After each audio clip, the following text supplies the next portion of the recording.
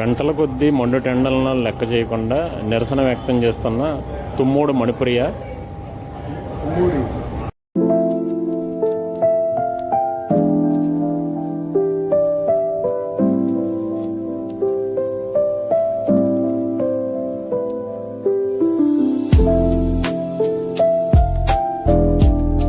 పేరు తుమ్మూరు మణిప్రియ అండి. అడ్వకేట్, నేను జూనియర్ అడ్వకేట్. నేను 2 సంవత్సరాలుగా ఇక్కడ ప్రాక్టీస్ చేస్తున్నాను. తర్వాత 2016 నుంచి నా భర్తకి నాకు మధ్య కొన్ని సమస్యలు ఉండడం వల్ల మేము కోర్టుకి వస్తున్నాము. యాక్చువల్లీ అటెంప్ట్ మర్డర్ అలాంటి కేసెస్ ఉన్నాయి మా భర్త మీద మేము పెట్టాము. అంటే నాకు ఇక్కడ దెబ్బ తగలడం వల్ల అతని వల్ల థ్రెట్ ఉందని చెప్పేసి ఇక్కడ స్టిచెస్ పడిని. ఆ తర్వాత వాళ్ళు ఎఫ్ఐఆర్ చేశారు. అలా 2016 నుంచి ఈ కేసు నడుస్తూ ఉందండి. అలా తర్వాత నా హస్బెండ్ డైవర్స్ పిటిషన్స్ అవి వేశారు. వేసిన తర్వాత దానికోసం ఛాలెంజ్ చేస్తాను, నేను డివోర్స్ ఇవ్వను అని చెప్పేసి నేను తిరుగుతూ ఉన్నానండి. 10 years నుంచి ఇలానే ఉంటుంది. సో మా భర్తకి నాకు మధ్య ఫ్యామిలీ సమస్యలు ఇలా ఉంటా ఉండగానే నేను LLB కంప్లీట్ చేస్తున్నాను. డిగ్రీ చేసి తర్వాత LLB కంప్లీట్ చేసుకున్నాను. LLB కంప్లీట్ చేసుకొని ఇక్కడ ప్రాక్టీస్ చేస్తున్నాం మనం విజయవాడ బారు. సో 9 years నుంచి ఇక్కడ మెంబర్స్ అంతా తెలుసు. సో తర్వాత అలా జరుగుతూ ఉండగా నిన్న సుమారుగా 2:30-2:26 సమయంలో నన్ను లక్ష్మీ మేడం గారు బార్కి మా కోర్టులో ఏదో ఇది జరిగిందంటమ్మా, వాగ్వాదం, మీరు గట్టిగా మాట్లాడారంట, గట్టిగా ఏదో గొడవ జరిగిందంట, ఏంటమ్మా అని అంటే జాయింట్ సెక్రటరీ లక్ష్మీ మేడం గారు రమ్మని చెప్పేసి అని అన్నాను. అయితే నేను ఇలా జరగంగానే వెంటనే నేను ప్రెసిడెంట్ గారికి రిపోర్ట్ ఇచ్చాను. కాల్ చేసి చెప్పాను, సార్ ఇలా ఈ రకంగా వాళ్ళు గట్టిగా మాట్లాడి ఇలా భుజం మీద చేసి చాలా నానా అసభ్యంగా మాట్లాడుతున్నాడు సార్. ఇంతవరకు మా ఆయన కేసు చూశారు. సో మీరు విడాకులు తీసేసుకొని నేను పెళ్లి చేసుకుంటాను అని చెప్పేసి నన్ను ఎన్నో రకాలుగా ఇబ్బంది పెడుతుంటే నేను అది నార్మల్ గా తీసుకున్నాను, ఏమి పట్టించుకోలేదు. తర్వాత నిన్న క్లయింట్ల ముందర అక్కడ చాలా మంది పబ్లిక్ కూడా ఉన్నారు కోర్టులోని.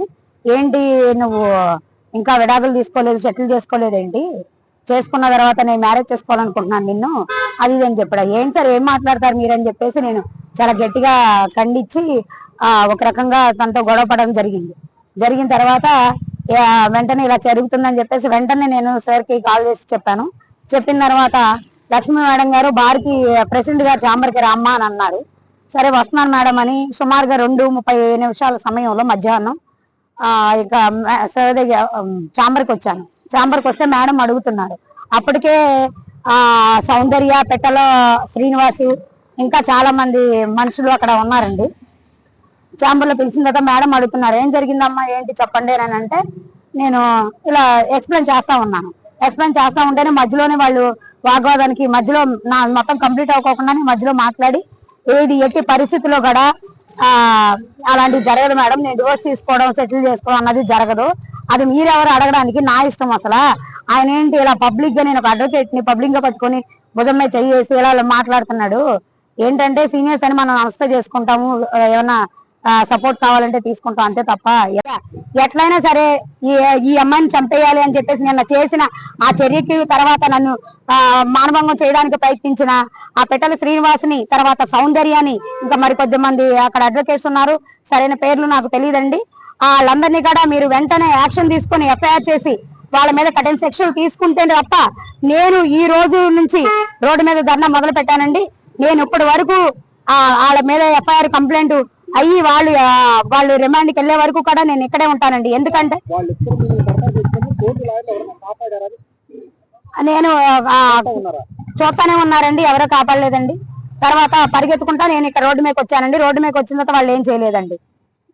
జరిగిన ఈ విషయం పైన మొత్తం విచారణ జరిపి నాకు వెంటనే సత్వర పరిష్కారం చూపించి ఇలా రోడ్డు మీద నేను ఎంతసేపు నుంచి కూర్చుంటున్నాను, ఎవరు స్పందించట్లేదు, వస్తున్నారు వెళ్ళిపోతున్నారు తప్ప నాకు ఎవరు కూడా ఏ సహాయం చేయట్లేదు. దయచేసి ఆడపిల్లకి ఈ రోజున అడ్వకేట్లు అయ్యి ఉండి మామూలుగా క్లయింట్లు కొట్టుకుని ఏదన్నా ముద్దాయిలు ఆవేశంలో కొట్టుకుని మన దగ్గరికి వస్తే మనం వాళ్ళకి ఏదో ఒకటి చెప్పి న్యాయం చెప్పి వాళ్ళని ఎలాగోలా రిమాండ్ నుంచి తిప్పించి బెయిల్ తీసుకొచ్చి వాళ్ళ కాపాడే ఈ సమాజంలో అడ్వకేట్ల ఇలా ఎమోషనల్ కి గురయ్యి ఆ అడ్వకేట్ తోటి అడ్వకేట్ అది కూడా లేడీ అడ్వకేట్ ని కొట్టి ఆ రకంగా దాన్ని పెళ్లి చేసుకోవాలని ఇలా ఈ రకంగా వేధించడం, తర్వాత చంపేస్తానంటో పెళ్లి చేసుకోకపోతే, లేకపోతే వాళ్ళ యొక్క కోరికలు తీర్చమంటాం అన్నది చాలా చాలా అసభ్యకరమైందండి. చాలా మొత్తం న్యాయ వ్యవస్థ అంతా సిగ్గుపడవలసిన విషయం అండి ఇది.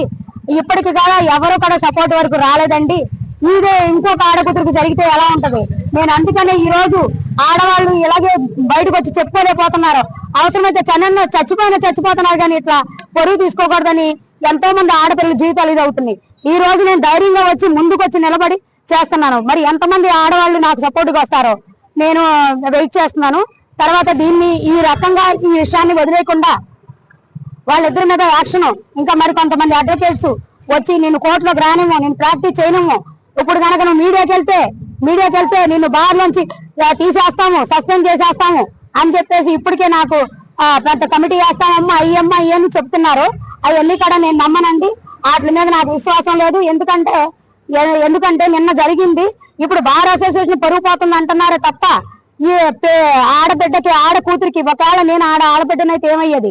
ఆడబిడ్డకి ఇంతవరకు ఇలా బట్టలు చిరిగిపోయి పరిగెత్తుకుంటా లోపల నుంచి వస్తే మొత్తం అంతా చూశారు, మొత్తం లాయర్ అందరూ ఇక్కడ పబ్లిక్ అంతా చూశారు.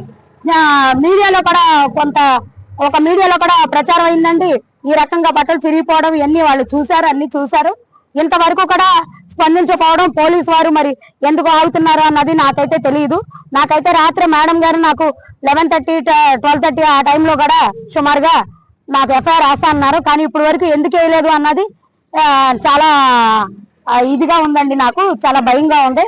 నన్ను ఏదో చేయాలనే ఇది చేస్తున్నా తప్ప, అందుకనే నేను ఇప్పుడు రోడ్డు మీద ఉంటానండి. వాళ్ళకి గనక వాళ్ళకి రిమాండ్ చేసి ఎఫ్ఐఆర్ చేసి రిమాండ్ చేస్తే తప్ప నాకు ఎటువంటి న్యాయం జరగదండి. కాబట్టి అందరూ మహిళా అడ్వకేట్లు కానీ లేకుంటే ఏ ఆడవాళ్ళైనా సరే ఇలాంటి జరిగినప్పుడు మనం ధైర్యంగా వచ్చి నిలబడినప్పుడే మనకు న్యాయం జరిగిద్ది. ఆడవాళ్ళు వీక్ గా ఉంటారు ఆరోగ్యపరంగా, కాబట్టి ఏదైనా లొంగ తీసుకోవాలని చూస్తూ ఉంటారు. కాబట్టి ఇలా కాకుండా నేను అసలు చదివిందే ఆడవాళ్ళ కోసమే నేను చదివాను. అసలు యాక్చువల్ LLB చేసింది. బేసికల్లీ నేను డెంటల్ చదివి ఉన్నాను ఇంతకు ముందర. సో ఫ్యామిలీ సమస్యలతో ఇలా తెలుసుకుంటూ అలా అడ్వకేట్ని అయ్యాను. నేను LLB కంప్లీట్ చేసుకుని ఎన్రోల్ అయ్యాను మన ఏపీ బార్ కౌన్సిల్లో. సో ఇలా జూనియర్ అని చెప్పేసి ఏదైనా చెయ్యొచ్చు అని చెప్పేసి ఇలా ఈ రకంగా టార్చర్ పెడతా, ఏ రకంగా ప్రాక్టీస్ చేసుకోవడం కానీ ఏమి చేయనీకోకుండా లోపలికి వెళ్ళనీకోకుండా నన్ను ఈ రకంగా ఇబ్బంది పెడుతున్నారు. కాబట్టి మరి చూసే వాళ్ళందరూ కూడా నా యొక్క బాధని అర్థం చేసుకుని, ఒక ఆడకూతురు నిన్నైతే చిరిగిపోయిన బట్టలతో రోడ్డు మీద కూర్చున్నాను, మరి ఈ రోజు అయితే మరి ఇంటికి వెళ్ళి కాస్త చేంజ్ చేసుకుని వచ్చాను, ఇలా కూర్చున్నాను. మరి ఈ రకంగా జరుగుతున్నప్పుడు మరి ఆడవాళ్ళు ఏ రకంగా స్పందించి నాకు చెబుతా ఉండగానే ఎవరన్నారు ఇప్పుడు నిన్ను బట్టలన్నీ ఓడదీసి ఇక్కడ రేప్ చేస్తాము, ఇక్కడ పెళ్లి చేసుకుంటాను, అవసరమైతే నాకు అంత దమ్ము ఉంది, నేను ఇక్కడ సభ్యుడిని, నేను ఎంత పెద్ద సీనియర్ని, నువ్వేంటి నన్ను నిరాకరిస్తావు అని చెప్పేసానంటే ఇంతలోనే సౌందర్య కూడా వెనకాలే ఉందండి, కరెక్ట్గా నా వెనకాలే ఉంది. తర్వాత ఈయనేమో పక్కన ఇలా ఉన్న తర్వాత ఇద్దరు కలిపేసేసి నన్ను జుట్టు పట్టుకున్నారు. తర్వాత చంప మీద ఇక్కడ కొట్టారండి. తర్వాత దెబ్బలు కూడా మీరు చూడొచ్చండి, దెబ్బలు ఇక్కడ గీతలు. తర్వాత కోర్టు పని అయిపోయింది అని చెప్పేసి నేను కోర్టు తీసి పక్కన పెట్టి ఏంటి అని చెప్పేసి నేను ఇక్కడ గట్టిగా మాట్లాడటం జరిగిందండి. మాట్లాడేటప్పటికి వాళ్ళు ఏంటంటే ఇక్కడ నా యొక్క డ్రెస్ యొక్క ఈ భాగాన్ని ఇట్లా పట్టుకుని చింపేశారండి. ఇద్దరు కలిపేసి ఇది మొత్తం చిరిగిపోతుంటే ఈ లోపల వచ్చేసి ఎట్లయినా నేను వదలనని చెప్పేసి గట్టిగా నా యొక్క దీని మీద నొక్కడం జరిగిందండి. జరుగుతుంటే ఏదో జరుగుతుంది, ఈ రోజు నువ్వు గనక బయటికి వెళ్ళి ఏమైనా రిపోర్ట్ ఇచ్చావా, ఈ రోజు ఎట్లయినా సరే నేను చంపేస్తాము, అవసరమైతే మీ ఆయనకి చెప్పి చంపిస్తాము అని చెప్పేసి అని అన్నారండి. అని అంటే నేను పారిపోయి వచ్చేసి ఇక్కడే సేమ్ ఇదే ప్లేస్ లో కూర్చున్నాను. ఇచ్చానండి స్టేషన్కి వెళ్ళి ఇక్కడ ఛాన్స్ కూర్చున్నానండి. కూర్చుంటే అప్పుడు అప్పటికే నేను ఇలా కోర్టులో నన్ను భుజం మీద చేసాడని నేను SR పేట పోలీస్ వారికి ఇన్ఫార్మ్ చేశానండి. 112 కాల్ చేశానండి. తర్వాత SR పేట PS కి కూడా కాల్ చేశానండి. 112 కలవనప్పుడు కూడా చేస్తే సార్ వాళ్ళు వచ్చిన తర్వాత ఏంటమ్మా విషయం అని అడిగారు. సరే ఈ విషయాన్ని మీరు బార్ లో పెట్టండి ఫస్ట్ అనగానే ప్రెసిడెంట్ గారికి కాల్ చేశానండి. ప్రెసిడెంట్ గారు నేను వస్తానమ్మా, ఊర్లో బయట ఉన్నానమ్మా అని చెప్పారు. తర్వాత ఇంకా మేడం గారు మళ్ళీ పిలిచారండి. మధ్యలో పిలిచిన తర్వాత ఇదంతా జరిగిందండి. ఇదంతా కూడా గౌరవనీయులైన బార్ ప్రెసిడెంట్ గారి యొక్క ఛాంబర్ లో జరిగిందండి. సార్ అప్పుడైతే లేరండి. జరిగిన తర్వాత మనం ఇక్కడ మొత్తం అంతా ఇలా పారిపోయి వచ్చేసి ఇలా రోడ్డు మీద కూర్చున్నానండి. కూర్చున్న తర్వాత మళ్ళీ ఇక్కడికి వచ్చిన తర్వాత 112 కాల్ చేశానండి. రోడ్డు మీద కూర్చుని అప్పుడు ఎస్ఆర్పేట పోలీసు వారు వచ్చి నువ్వు కంప్లైంట్ ఇస్తే కనుక మేము ఏమైనా చేయగలమమ్మా అని చెప్పేసి నన్ను పోలీస్ స్టేషన్కి రామ్మా, కంప్లైంట్ ఇవ్వు, కంప్లైంట్ ఇస్తే కదా మేము ఏమైనా చేయాలంటే నేను రాను అని చాలాసేపు దాదాపు ఎక్కువసేపు కూర్చున్నాను సార్. గంటన్నర పైన కూర్చున్నాను. కూర్చున్న తర్వాత ఇంకా కొంతమంది మీడియా వాళ్ళు వచ్చారు. తర్వాత ఫస్ట్ కంప్లైంట్ ఇవ్వాలంటే సరే నేను ఎస్ఆర్పేట పోలీస్ స్టేషన్ కంప్లైంట్ ఇవ్వడం కోసం వెళ్ళానండి. ఆ తర్వాత వేరే వాళ్ళ ఇది ప్రకారం ఇది లేడీస్ కాబట్టి మీరు మహిళా పోలీస్ స్టేషన్కి వెళ్ళండి అంటే మహిళా పోలీస్ స్టేషన్ కంప్లైంట్ ఇచ్చానండి. కంప్లైంట్ ఇచ్చిన తర్వాత బార్ ప్రెసిడెంట్ గారు వచ్చి ఊరి నుంచి వచ్చిన తర్వాత రామ్మ ఒకసారి మాట్లాడదామని అంటే సార్ నాకు కంప్లైంట్ ఇవ్వాలి కదమ్మా అంటే ఇక్కడ బార్ అసోసియేషన్ లో కూడా కంప్లైంట్ ఇచ్చానండి ప్రెసిడెంట్ గారికి. దాదాపు రాత్రి చాలా టైం అయిందండి. తర్వాత మళ్ళీ నేను మన మహిళా పిఎస్కి వెళ్ళానండి. మహిళా పిఎస్కి వెళ్ళిన తర్వాత మేడం 1-2 గంటలు పట్టిద్దమ్మా, ఏసీబీ మేడం గారు 1-2 గంటలు పడుతుందమ్మా, నువ్వు కూర్చో చేద్దాం, ఎఫ్ఐఆర్ చేద్దాం అని అన్నారండి. అన్న తర్వాత మళ్ళీ మేడం గారు రౌండ్స్కి వెళ్ళిపోయారు. వెళ్ళిపోయిన తర్వాత మళ్ళీ వచ్చారండి. మళ్ళీ వచ్చి మరి ఏం జరిగిందో తెలియదు, ఇప్పుడు ప్రిలిమినరీ ఎంక్వైరీ లేకోకుండా చేయడానికి ఎఫ్ఐఆర్ అవదమ్మా అని చెప్పేసి అని అన్నారండి. సరే మేడం అని అన్నా. ఎప్పుడు జరుగుతుంది అంటే రేపు అని అన్నారు. సరే నేను చేసే వరకు ఇక్కడే ఉంటానండి అని దాదాపు 3:30 వరకు నేను పోలీస్ స్టేషన్ ముందులే కూర్చున్నానండి. రాత్రి 3:30 వరకు.